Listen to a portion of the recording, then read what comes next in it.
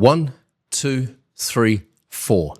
That's about how long it takes to tag up a link so you know exactly which piece of content is getting you clients and bringing you money.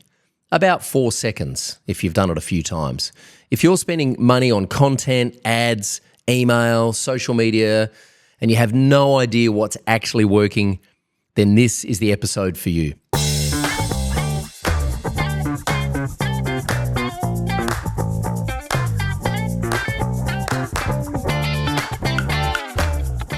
Hey, welcome to the Agency Hour podcast. This is a slightly different format of the podcast this week. I'm just going to teach you something super helpful because I'm so frustrated by having the same conversation over and over again with our agency owners. And frankly, I was really frustrated myself. And so I went looking for a solution and we found it. So I'm just going to share it with you right now. So our vision here at Agency Mavericks is to become the most helpful team on the planet for digital agency owners. And our mission is to find one digital agency owner every day to help. And our values are to share the love, tell the truth, and get it done. And so that's really informing a lot of what we're doing now with the content moving forward is every piece of content we produce, the question we ask is, how do we be the most helpful team on the planet for a digital agency owner? And this episode is part of that. So I just want to talk a little bit about the problem with marketing. And there's this old saying that, only half of your advertising dollars work. The problem is you don't know which half. And then, of course, the internet happened. And in theory, we should be able to track everything. But the problem is platform dashboards like your Facebook ads account, your Google Analytics, your Google ads account, your TikTok ads account, they only tell you half the story, right? You look at the dashboard and Facebook will tell you how much your cost per lead is or what your ROAS is. But if I asked you, hey, show me the 13 people that clicked on that Facebook ad and became customers, or the 75 people that clicked on that Facebook ad and joined your email list, can you tell me who they are? Can you give me a name, an email, and a phone number? I doubt it. In fact, a recent report from HubSpot says that 33% of marketers in 2026 still cannot tell if their campaigns are effective. That's a third of us spending money on ads or spending time and money and resources on content, email, social media, making videos, whatever it is we're doing, with no idea if that spend and that effort is effective. And you have to remember that the platforms like Facebook, Google, TikTok, they are designed to make themselves look good because they want you to keep spending money. So I don't care what anyone says. These platforms are always going to over-report, right? Facebook is going to say that your cost per lead is $12. Google is going to say that your campaign is highly effective, but neither of these are telling you the full story. They're not telling you the truth. And I know this because it happened to me and more than once, and more on that in a minute. I'll come back to that story in a minute. But just want you to imagine for a moment, before I get into the how to fix this, I just want you to imagine a moment that you're flying a plane and you have no instrument panel. Now, on a clear day where there's no fog, there's no rain, and conditions are beautiful, that's fine. You just look out the window, you can see the horizon, you can see the mountain in the distance, you know what to dodge, and it's all good. But the moment conditions start to get weird, the moment there's rain or there's fog or there's other air traffic, you need that instrument panel to tell you whether or not you are on track, how high you're flying, your speed. You need that instrument panel to keep you from crashing and burning. And this is what UTM parameters are to marketers. Now, if you've never heard of a UTM parameter, a quick origin story here. UTM stands for Urchin Tracking Module. It was a little piece of software designed in the mid-90s by a couple of guys in San Diego who just wanted to know where their website traffic was coming from. They were really early adopters of internet marketing, and they were driving traffic to their website predominantly with Google Ads back in the day, and they didn't really know where the traffic was coming from, right? And so they invented the UTM, and they eventually sold that to Google, and it became what we now know as Google Analytics, and it is the standards. It's been around for over probably 30 years now it's been around, and it really still is the standard of how to track your traffic, where it's coming from, what people are responding to, and what's working and what's not. So that's what UTM stands for. Now I'm going to break down each of the UTM parameters and tell you exactly what they mean, and then give you some practical guidance on how to start using them. And also there's a second piece to this puzzle, which I'll talk about in a moment, which is your tracking pixel. So UTM attribution framework works like this. There are 5 UTM parameters that you can attach to the end of a link. And if you've clicked on a link on the internet, the next time you click on any link on the internet, I would encourage you to look in the browser bar when you go to that link, and you'll probably see these UTM parameters appended to the end of the link. So your link will say something like scale.agencymavericks.com/?, and then it will be UTM_source equals or ampersand UTM_medium equals ampersand UTM_campaign equals, so on and so forth. And so the 5 UTM parameters are, number 1, source. And this is where the traffic is coming from. LinkedIn, Facebook, your email list, your website, YouTube, podcast, right? So where is the traffic coming from? In other words, where was someone when they clicked on this link?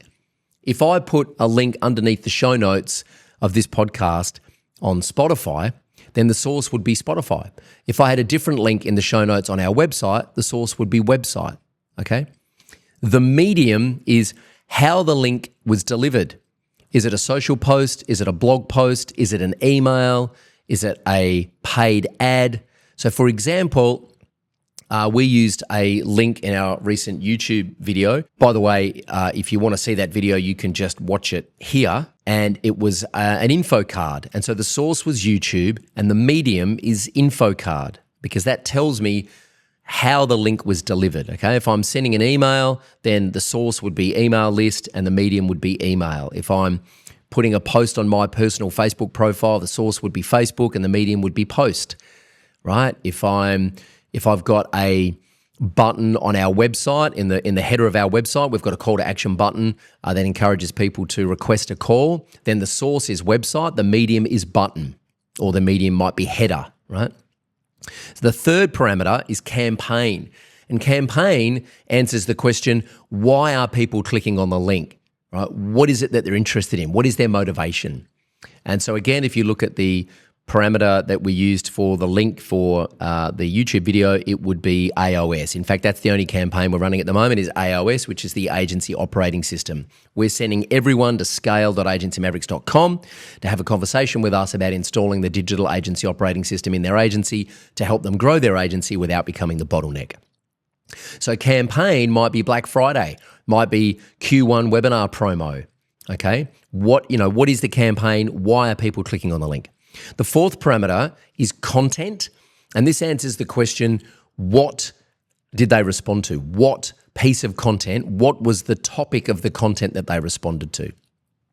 And in our case, it would be the link that we used, the content was UTM, because we made a video about UTM parameters. And so the link content equals UTM. If you're running Facebook ads or Google ads, then the content would be the ad name, or it might be the email link, or it might be the subject line of the email, because that's what people responded to. And then the term answers the question, who? Who is it that's clicked on this link? And this was originally, the reason it's called term instead of audience is because this was originally, remember back in the days of Google Ads, that you would run a Google ad for a particular keyword or a term. And so this is mainly meant for paid advertising, whether it's search or social. It is, hey, these are the people that I want to target. They're clicking on ads for this particular keyword. However, if you're using this on social, which is not driven by keywords, it's driven by interest, you can use interest targeting. So these are people who follow, Tony Robbins, or these are people who are interested in parenting.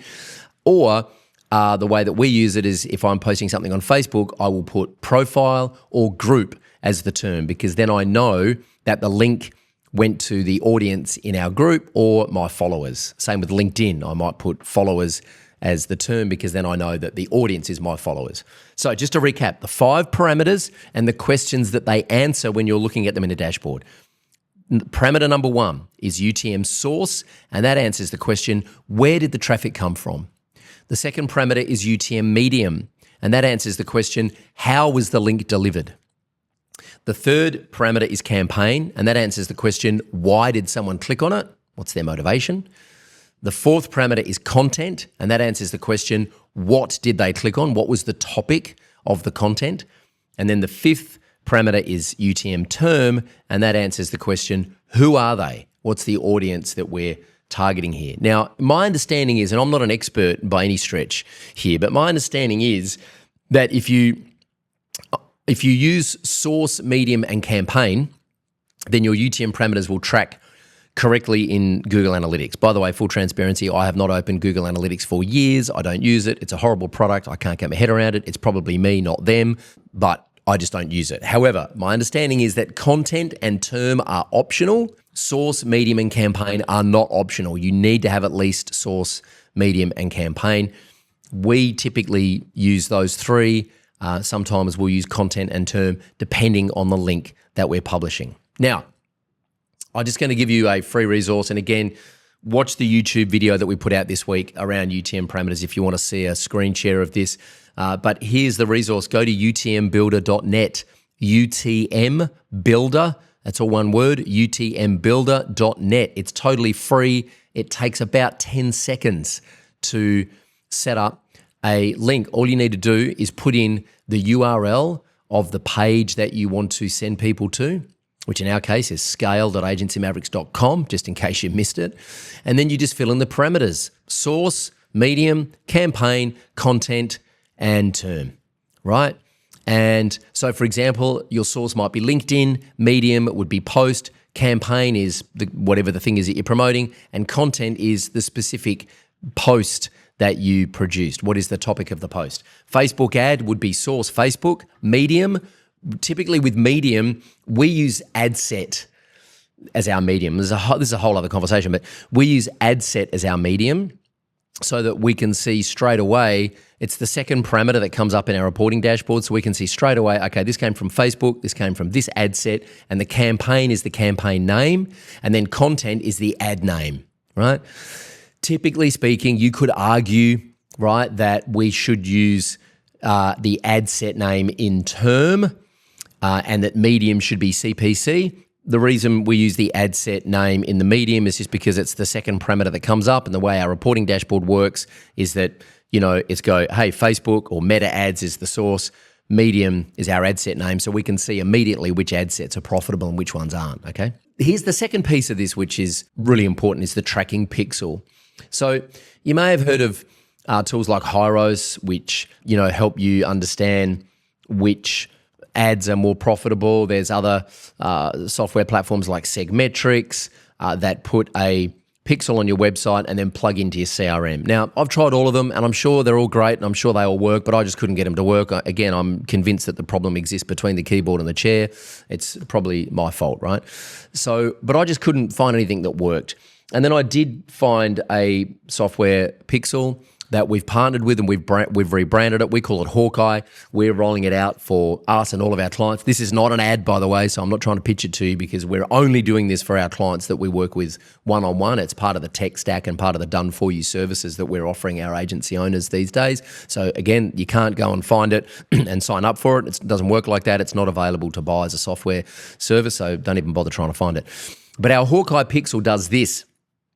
We install a small snippet of code on our conversion pages, and truthfully, we put it in our Google Tag Manager, so it's across our entire website. But at bare minimum, you need to have this on any opt-in page, any page where there is a form completion, right? So an opt-in page for a lead magnet, you need to have it on your application form. If you encourage people to apply to work with you, you need to have it on your application form. You need to have it on your calendar booking pages, and you need to have it on your contact us form at bare minimum.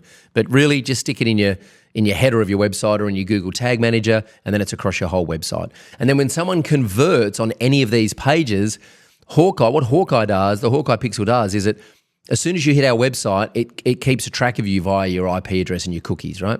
And then when you convert, and we've got your name and email, it retrospectively says, oh, hey, this person's been on our website for the last 3 weeks. Now we know who they are. Here's a name and email and a phone number. It matches that up against your browsing history on our website, and we can see the UTM parameters that drove first attribution. In other words, the UTM parameters that brought you to our website, and then the UTM parameters that converted you into an application or a booking. And I'll tell you what's really interesting. We see this happen all the time. Social ads, Facebook meta ads, right, will drive leads. They drive traffic to our website and they get people to sign up.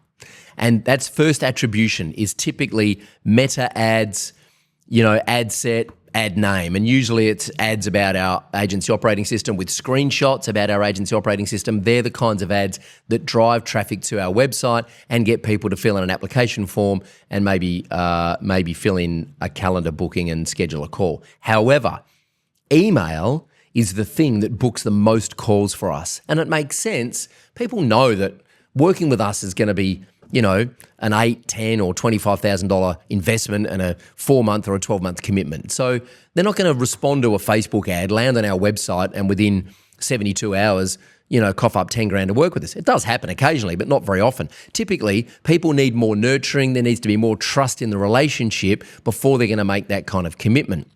And so social ads are really good for driving traffic and getting people into our ecosystem. And then email is what does the heavy lifting and books most of the calls. How do I know this? Because we're tracking UTM parameters. And my Hawkeye dashboard shows me, Hawkeye, by the way, we named most of the software that we use in the business and that we roll out for our clients. We named it Hawkeye because Hawkeye is that kind of reconnaissance mission aircraft that has all the satellites and the aerials on top. And in the old days, you would send an aircraft out into airspace to monitor and see if there were any enemy aircrafts in the airspace, right? And so that's what we think of it as, like Hawkeye's out there working on your behalf, having a look at the marketplace, seeing what's happening, seeing what's working, and then reporting back to you and sending you signals back so that you can plan, come up with a strong game plan based on what's actually happening, even if you can't see what's happening. So that's why we named it Hawkeye. I've had a few questions around that, so I just wanted to answer that. And so the Hawkeye Pixel says, great, here's someone who came to us from Facebook ads, but now they've actually converted into a booked call from email, right? And also we optimize for qualified call bookings. And so the way this works, and this is what it's very, very hard to get this kind of data out of Facebook ads or Google Analytics. Technically, it's possible if you use Google Tag Manager and a whole bunch of JavaScript to trigger events. It's just too freaking hard for my liking. I just don't have time to do that, which is why we use the Hawkeye Pixel, because it just does it, right? What happens is when someone moves through our sales pipeline in high level, when they move to a different stage of the pipeline, it fires an event back to our Hawkeye Pixel. The Hawkeye Pixel says, oh, hello, John. John has now turned up to his call with our sales team and has either booked a follow-up call or has become a client or is thinking about it and is in a follow-up sequence. And based on that, based on the fact that John turned up and that we made him an offer because he's a good fit, he's a qualified ICP, ideal client profile, right? We know we can help him. He can afford to pay us. He's highly motivated. He's coachable. He's 100% committed. He just hasn't decided yet, or maybe he has. Based on that criteria, we know he's a qualified appointment. So we send that message back to Hawkeye. Hawkeye then says, great, we've got that, we've logged it. We then send that back to our Facebook ads account and we say, hey, Facebook, that's a schedule, right? Someone just booking in our calendar, sure, most people who book in our calendar are not qualified to work with us, right? So why would I send that information back to Facebook and say, that's a schedule, go get me more of them? I don't want unqualified people in our calendar. I only want qualified ideal clients in our calendar, right? Big shout out to Dr. Matt Shiver who taught me this. And so we send that information back to Facebook via our Hawkeye Pixel and say, hey, Facebook, go get me more people that look like this because they're qualified, they turn up, we have a conversation, we make them an offer, they close. Now I know what my actual ROAS is. So I would say 2 months ago, Facebook was telling me that my appointments were costing me $200. When I installed the Hawkeye Pixel and we really started using UTMs properly and we started tracking it, I can now tell you that a qualified appointment is costing me about $700. That's 3.5 times more than what Facebook was telling me. So if I'm getting calls booked for $200, I would scale that every day of the week. $700, that's a different conversation. I need to try and bring that down because I know if my conversion rate, say 30%, it's going to cost me $2,100 to onboard a client. Now, client's worth 10 grand, so you'd still do that every day of the week, but that's a harder thing to scale than if a call's costing you $200 or, 12 months ago, Facebook was telling me that I was getting calls booked for less than $100. I can tell you because I can see my bank account, right, and our conversion tracking sheet that like 90% of those calls that were costing us $100 weren't qualified. So what is the fucking point? Like seriously, what is the point of spending all day on Zoom with people who don't have the money to pay you? There's just no point. And so now we have quantifiable and qualitative and quantitative data that tells us exactly what type of content we should produce because it attracts our ideal client, okay? So when we set this up for clients, typically what happens is in the first 7 to 14 days, everything comes back in the Hawkeye Pixel as direct organic. That's what everything's attributed to. And you know what that means? It means that nobody's tracking anything. It means they're not using UTM parameters. So we have a ton of agencies now who are using the Hawkeye tracking pixel, and we show them, hey, we've installed the pixel. After 7 days, look at this. All your traffic is direct organic. What that means is that someone's either typing your web address into the browser, unlikely, or they're clicking a link and landing on your website, and that link has no UTM parameters. And so by default, we don't know what to do with it, so we just assign it to direct organic. That's the way Google Analytics works. It's the way all the analytics platforms work, right? Once the UTM tags are in place, suddenly you can see that the LinkedIn post on Tuesday generated 3 opt-ins. One of those booked a call. The email newsletter is outperforming paid ads. Ad version B is beating ad version A by a ratio of 2 to 1.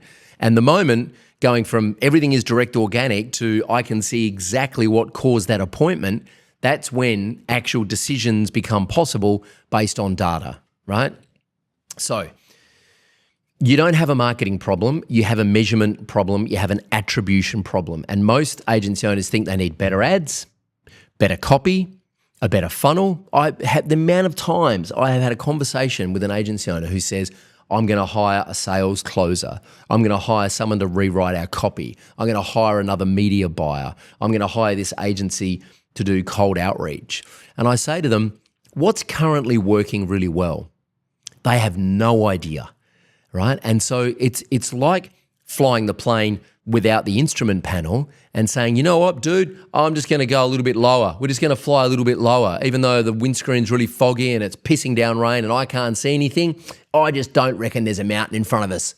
So I'm just going to fly a little bit lower and try and get under these clouds. Bang, straight into the side of a building, right? So, sorry if that's triggering for anyone, but the instrument panel would say, no, don't drop the plane because there are buildings underneath you. So you got to go higher, you got to go above the clouds, you got to go above the storm, right? Because the instrument panels tell you exactly what's working and what's not. So every dollar you spend on marketing without UTM tracking is a dollar that you just have no idea if you're going to get a return on it, right? And that's not a strategy.